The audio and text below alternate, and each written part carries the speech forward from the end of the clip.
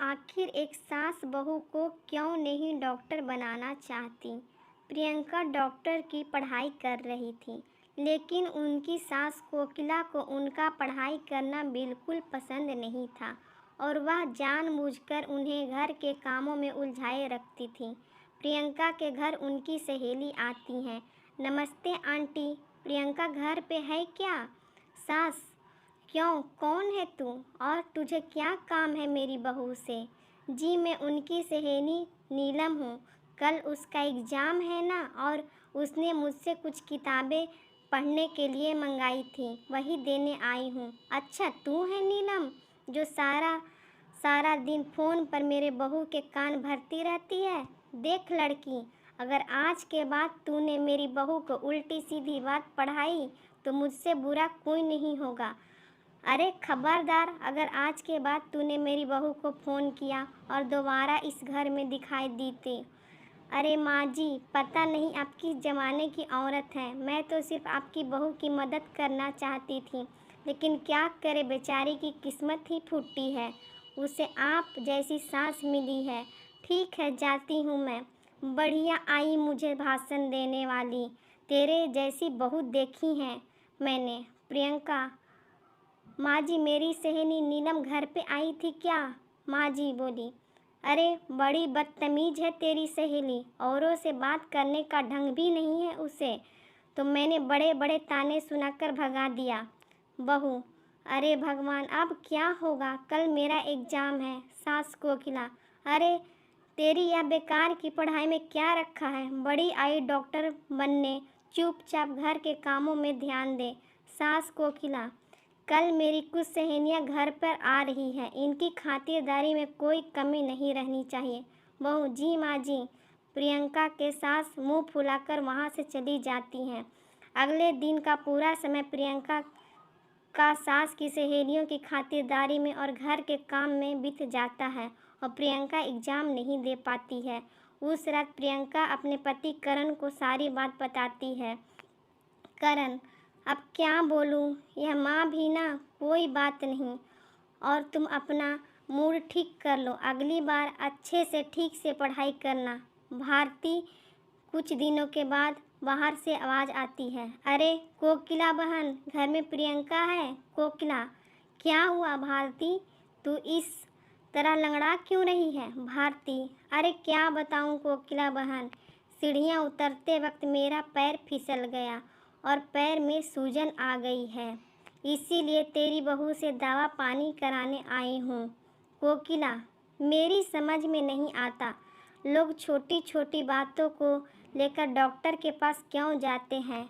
अरे तेरा पैर मुड़ गया है ना, बस ला, अभी तेरे पैर को मैं ठीक कर देती हूँ, दिखा तेरा पैर। कोकिला भारती का पैर पकड़कर जोर से खींचती है। भारती: मर गई रे, ऐसा बोलकर जोर से चीखती है। कोकिला: अरे क्या हुआ, आराम मिला? भारती: एक तो मेरा पैर पहले से मचका हुआ है, कहीं ऐसा न हो कि ज़्यादा मचका दो, रहने दे तू, अब मैं चलती हूँ। और वो चली जाती है। थोड़ी देर के बाद प्रियंका घर पर आती है। माँ जी: अरे कहाँ मर गई थी सुबह से? प्रियंका: माँ जी, मैं अपनी किताबें लेने गई थी। प्रियंका अपने कमरे में चली जाती है। माँ जी: अच्छा, इन किताबों ने इनका दिमाग खराब कर कर रखा है, यह किताबें ही सारी मुसीबत की जड़ हैं। थोड़ी देर में वहाँ पेपर पस्ती लेने वाला और खाली बोतल लेने वाला चिल्लाता हुआ गुजर रहा होता है। सास ने बहू की सारी किताबें पेपर वालों को दे दी। पेपर वाला बोला: यह तो सब अंग्रेजी में लिखी हुई बहुत महंगी किताबें हैं। कोकिला: तू लेकर जाता है कि नहीं?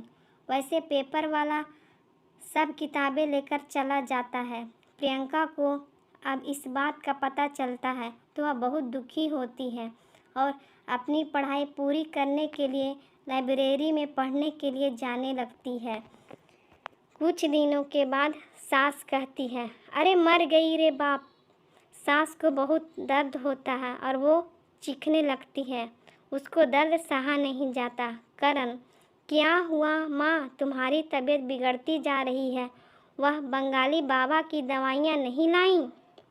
कोकिला: अरे नाम मत ले उस ठगी का, वह खुद का उपचार ही नहीं कर सकता तो मेरा क्या खाक करेगा। करण, बेटा ठीक है ना, मैं प्रियंका को फ़ोन करके बुलाता हूँ। प्रियंका लाइब्रेरी में बैठे हुए पढ़ रही होती है, तभी उनके पति करण का फ़ोन आता है। प्रियंका, जी बोलिए। करण, माँ की तबीयत ठीक नहीं है, जल्दी घर पर आ जाओ। प्रियंका, जी मैं अभी आती हूँ। थोड़ी देर के बाद प्रियंका घर पर पहुँचती है और कहती है, क्या हुआ माँ जी? माँ जी, हाँ बहुत बुखार है। प्रियंका, फिक्र ना करो माँ जी, आप मुझे एक बार चेकअप करने दीजिए, सब ठीक हो जाएगा। माँ जी, अच्छा ठीक है बहू, जैसी तेरी मर्जी। प्रियंका कोकिला का चेकअप करती है। फिक्र न करें माँ जी, आपकी बीमारी समय रहते पता चल गई है, ठीक हो जाएगी। अगर थोड़े दिन गुजर जाते तो इन्फेक्शन ज़्यादा फैल जाता और लेने के देने पड़ जाते। प्रियंका अपनी सास को एक इंजेक्शन लगा देती है और कुछ खुद दवाइयाँ खाने के लिए दे देती है। प्रियंका, अब आप एकदम ठीक हो जाएंगी। कुछ दिनों के बाद कोकिला पूरी तरह ठीक हो जाती है।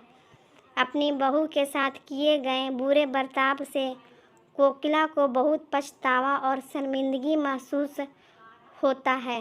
वह अपनी गलती का पश्चाताप करने के लिए अपनी बहू को उसकी किताबें लाकर देती है। कोकिला, मुझे माफ़ कर दे बहू, अगर तू सही वक्त पर मेरा इलाज नहीं करती तो पता नहीं क्या होता। माँ जी, आप ऐसी बातें कर रही हैं। मैंने जो किया वह तो बहू होने के नाते मेरा फ़र्ज था। गाइज, अगर ये कहानी पसंद आई हो तो please like, subscribe and share करें। Thank you for watching.